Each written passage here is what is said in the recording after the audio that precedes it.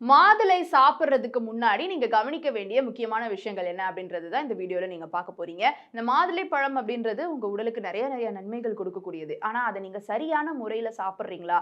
அதுல இருக்கக்கூடிய சத்துக்கள் அனைத்துமே உங்க உடலுக்குள்ள போகுதா? இந்த வீடியோவை பார்த்து தெரிஞ்சுக்கோங்க.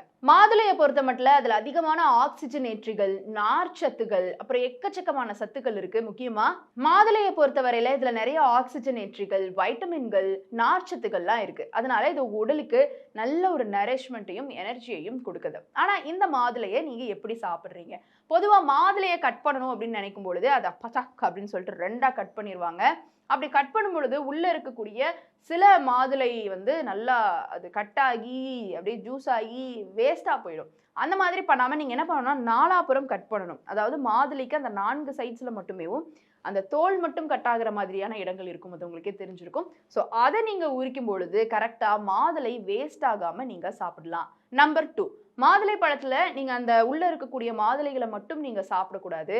அந்த கொஞ்சம் அந்த அந்த ஒரு ஸ்கின் இருக்குது இல்லையா? அந்த வெள்ளை கலர்ல இருக்கக்கூடிய தோல் அது கசப்பாக இருந்தாலும், அது டைஜஷனுக்கு ரொம்ப நல்லது. அதுல நல்ல நார்ச்சத்து இருக்கு. உங்க உடலுக்கு நெறைய நன்மைகள் குடுக்கும். ரொம்ப சாப்பிட முடியலனாலும் கொஞ்சம் கொஞ்சம் அந்த மாதுளை விதைகளோட சேர்த்து அந்த தோலும் வந்துச்சுன்னா பரவால்ல. சேர்த்து போட்டு நல்லா கடிச்சு சாப்பிடுங்க. நம்பர் 3, மாதுளைய வந்து நல்ல தண்ணீல கொஞ்ச நேரம் ஊற வச்சுட்டு அதுக்கப்புறமா நீங்க உரிக்கும் பொழுது, அந்த விதைகள் நல்ல நல்லா சீக்கிரமாவே வந்துரும் அப்படின்னு சொல்றாங்க.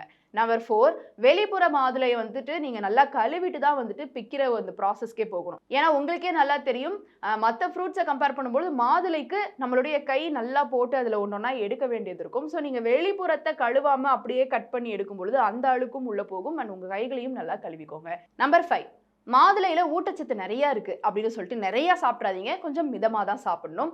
ஆல்சோ மாதுளைய நீங்க ஒரு வாரம் வரைக்கும் ஃப்ரிட்ஜ்ல ஸ்டோர் பண்ணி வைக்கலாம். இல்ல ஒரு மிதமான ஒரு டெம்பரேச்சர்ல நீங்க வெளியில 3 நாட்கள் வரைக்கும் ஸ்டோர் பண்ணி வைக்கலாம். அத தாண்டி ரொம்ப நாள் நீங்க அத ஸ்டோர் பண்ணி வைக்காதீங்க. இந்த வீடியோ பத்தின உங்களுடைய கருத்து இருந்தா கீழ வந்து கமெண்ட் பாக்ஸ்ல ரியா என் கூட ஷேர் பண்ணலாம்.